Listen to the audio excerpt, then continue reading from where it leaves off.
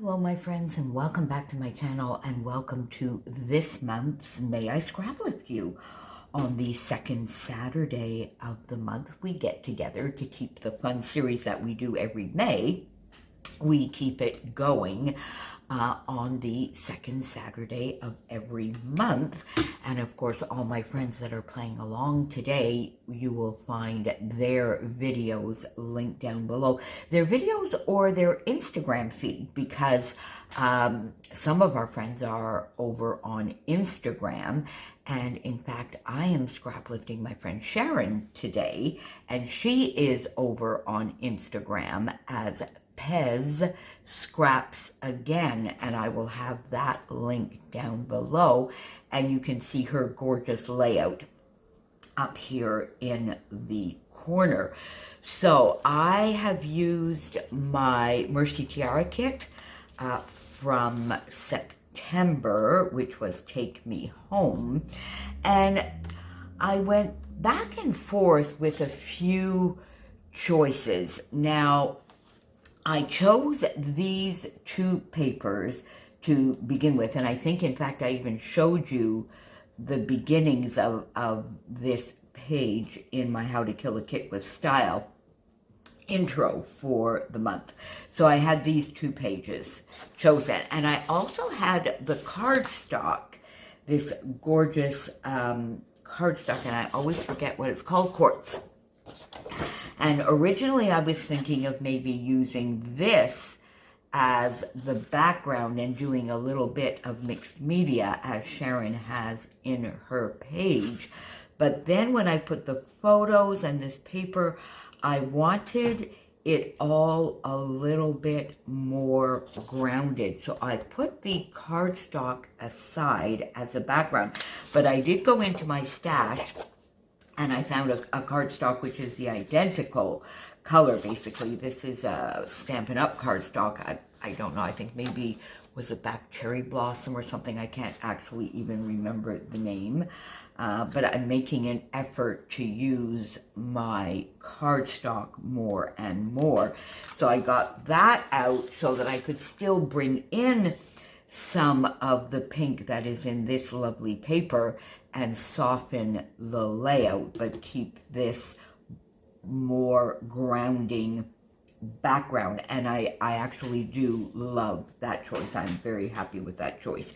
So what I did then is I used this cardstock and my scalloped border punch, and I just added that on the side as Sharon has a couple of strips down there. So you can see that I stayed fairly close to the sketch. My photos are a little askew where Sharon's are straight, but you know, that's me. I always need to get my photos a little bit askew, and so we're overlapping one another, which Sharon did as well. I have this cluster, which is the same, a largish cluster in a bit of a deconstructed way down here. But then, as opposed to another cluster over here, I have one at the top. Still gives me my triangle, but I sort of wanted to put it at the top instead. Now, another big decision I had, and I kept going waffling and going back and forth, was this strip across the bottom.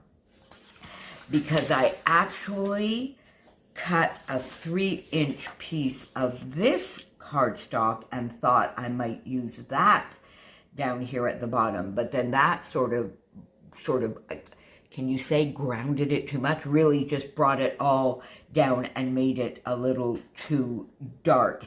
And although this gorgeous mustardy yellow goldish color here matches the darker in this paper, I didn't feel that it went very well, but I did go back and forth putting this down for a little while, walking away and doing something else, and then putting this one down, which is, of course, the B-side to this gorgeous floral. So I do have a couple of bits of this. Oh, I still absolutely love this side. And I did toy with the idea of using this for this large strip here, which is about 7 or even 7.5 by 12. But in the end, I found it was maybe just a little too much, so I went with the smaller. You know, I like my small type patterns, so that is what I went with there.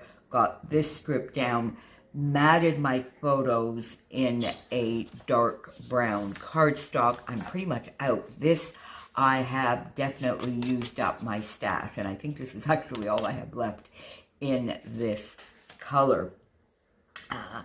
So I matted my photos and then got my photos down. Now, something else I did a little bit different, and I'm not sure. I'm honestly not sure. Tell me what you think down below. But you can see that Sharon has a lovely, hers is a cut file up in this corner. And I used one of the doilies from the kit. And I couldn't figure out what I wanted to add here. Now, I put this tag in the back with this, with the twine through it. And I knew I wanted to pop a flare. These are some flare from Hey Little Magpie. This one actually goes with the main character energy, but I liked it. I liked it here, so it is coming over into this kit.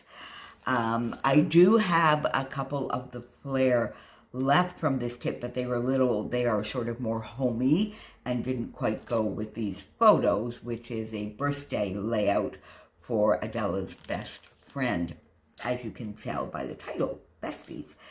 So I got my rub-ons out, and I actually used a rub-on on the doily.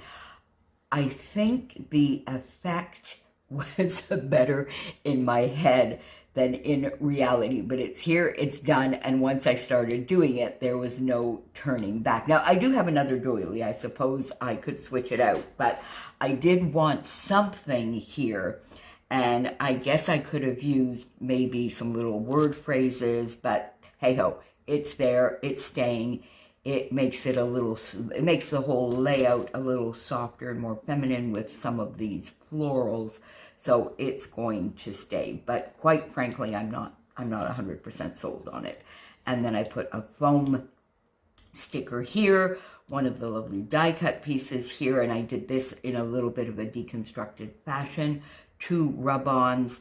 These little hearts are 2 rub-ons, which I overlapped one on top of the other. Another foam sticker, Besties, and this flare down here, which gives me a triangle of flare, as well as a triangle of embellishments. This lovely ticket was on my desk. I think this came from my Happy Mail from Scylla. This was left over from another layout. It even had the foam dot on it and a tag from the kit and another little flare tucked in there. So there you go, my friends. And as I've mentioned to you before, I don't do any journaling on these layouts. They are not for my albums, but I always try and leave an area. And I'm thinking, Adela, if she wants to put something, she could just pop a few words here.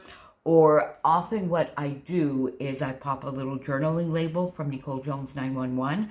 Her journaling labels, I pop one of those into the page protector with the layout in case the recipient wants to maybe put one of the journaling labels and use that.